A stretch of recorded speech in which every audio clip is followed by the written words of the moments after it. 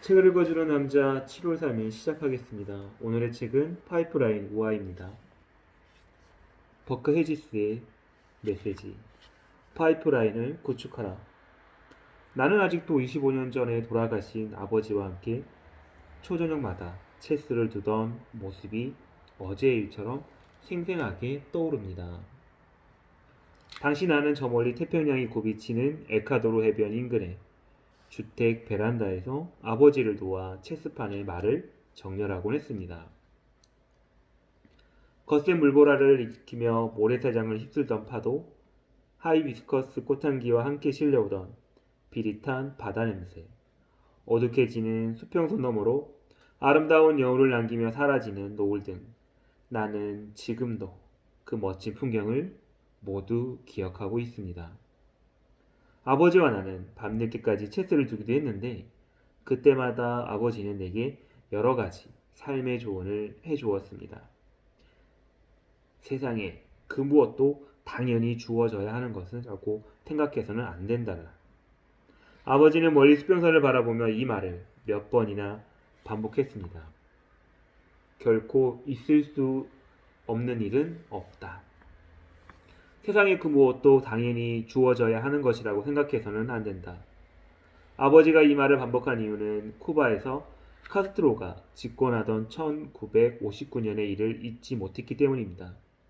쿠바에서 혁명이 발발하기 전 아버지는 손가락 안에 드는 재벌 중 한 분이었습니다. 언젠가 타임에 실린 기사에 따르면 아버지는 2만 달러, 현재 약 2억 달러에 달하는 재력을 거머쥐고 있었습니다. 실제로 아버지는 목화 공장, 소매점, 섬유 공장, 화학 공장, 상업용 토지 등 12개 업종에서 활발하게 사업을 벌이고 있었습니다. 그런데 카스트로가 혁명에 성공하면서 정권이 하루아침에 바뀌자 부모님은 입고 있는 옷 그대로 쿠바를 탈출해 자메이카로 갔습니다. 아버지가 운영하던 여러 개 사업체와 은행에 남아있던 돈은 모두 공산주의에 흔히 주장하는 것처럼 인민에 대한 범죄를 처단한다는 명목으로 고스란히 국가에 빼앗기고 말았습니다. 아버지에게 굳이 죄가 있다면 그것은 열심히 노력해서 사업에 성공하고 그 성공을 당연히 여겼다는 것입니다. 아버지가 좀 더 영악하게 처신해 당시 재산의 일부를 국외로 빼돌렸다면 그토록 고통을 당하지는 않았을 겁니다. 아버지는 절대로 카스트로가 혁명에 성공할 수 없을 거라고 굳게 믿었습니다. 정부가 정복되는 일은 당연히 없을 거라고 단정했던 것입니다. 그러나 그 믿음은 완전히 빗나가고 말았습니다. 결국 아버지는 비싼 대가를 치러야만 했습니다. 파이프라인은 생명선. 내 아버지가 타고난 사업가 기질을 살려 다시 일어서기 위해 무척 애썼습니다. 하지만 안타깝게도 경기 침체와 지병인 심장병이 악화되면서 재기하는 것이 결코 쉽지는 않았습니다. 임종이 다가왔음을 느끼는 순간에도 아버지는 절대 세상을 탓하거나 후회하지 않았습니다. 다만 주어진 삶이 끝낼 때가 되었다는 사실에 아쉬움을 느꼈을 뿐입니다. 아버지는 나와 함께 체스를 두면서 아버지가 그때까지 어떻게 살아왔는지, 40대에 어떻게 상당한 재산을 모을 수 있었는지 들려 주었습니다. 아버지는 내게 아버지 나름대로의 삶의 원칙을 알려주고 싶어 한 것입니다. 특히 아버지는 여러 번이나 왜 자기 사업을 해야 하는지 강조를 하며 나를 일깨워 주려 하였습니다. 사실 자기 소유의 사업을 한다는 것은 곧 독립성과 통제력을 갖고 있음을 의미합니다. 나아가 아버지는 소유한 사업체가 많으면 많을수록 좋다고 했습니다. 아버지가 특별히 강조한 말은 이것입니다. 파이프라인은 생명선이다. 이 말을 마음 깊이 새기고 있던 나는 25살 나이에 첫 사업을 시작했습니다. 일찌감치 내 사업을 시작해서 그런지 지금은 아주 빠른 속도로 성장 중인 사업체 몇 개를 소유하고 있습니다. 무엇보다 흥미로운 것은 내 사업체 중 하나인 에키보는 말 그대로 파이프라인 사업이라는 사실입니다. 에키보는 가스나 물이 지나가도록 지하에 파이프라인을 설치하는 일을 합니다.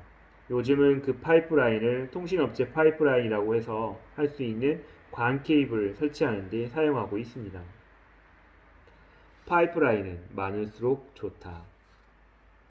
아버지는 늘 사업의 다각화를 강조했습니다. 어쩌면 그런 경영 철학 때문에 12개 업종에 달하는 사업체를 운영했던 것인지도 모릅니다. 파이프라인이 하나면 생명선도 하나뿐이다. 파이프라인이 생명선임을 강조하던 아버지는 몇 개의 파이프라인을 갖고 있어야 하냐는 내 질문에 이렇게 대답했습니다. 파이프라인은 많을수록 좋다. 몇 달 전 나는 부자 아빠, 가난한 아빠의 저자인 로버트 기요사키가 제작한 부자 아빠가 가르쳐준 투자에 관한 모든 것이라는 CD를 들었습니다. 그 CD에는 개울에서 물을 길러와 1마일 정도 떨어진 마을까지 운반하는 두 젊은이의 이야기가 나옵니다. 그중 한 젊은이는 물동을 준비해 그것을 등에 지고 마을까지 날랐습니다. 다른 한 젊은이는 개울에서 마을까지 파이프라인을 설치했습니다. 물론 초기에는 물통을 치는 것보다 파이프라인을 설치하는 것이 훨씬 힘들었지만 장기적으로는 파이프라인을 설치한 젊은이가 결국 성공했습니다. 로버트 기요사키의 CD는 내 아버지가 가르쳐준 교훈을 되새기게 했습니다. 그날부터 나는 파이프라인과 생명선과 관련성을 설명하고 또 장기, 단기 파이프라인을 통해 수입원을 다양화하는 일이 왜 중요한지 설명하는 책을 준비하기 시작했습니다. 그리고 3개월 후 파이프라인 우화라는 제목으로 써내려간 그 원고를 출판사에 넘겼습니다. 파이프라인을 구축하라. 아버지의 조언을 충실히 되새긴 나는 수년간의 사업성이 뛰어난 여러 개의 파이프라인을 구축했습니다. 그렇다고 내가 아버지처럼 12개 업종의 사업체를 거느리고 2만 달러에 소유한 재력가가 되었다는 이야기는 아닙니다.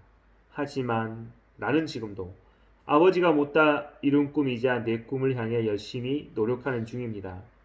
다행히 내 파이프라인은 노력한 만큼 철저하게 수익을 챙길 수 있도록 시스템화되어 있어 현재는 물론 미래의 안정까지 보장해 줍니다.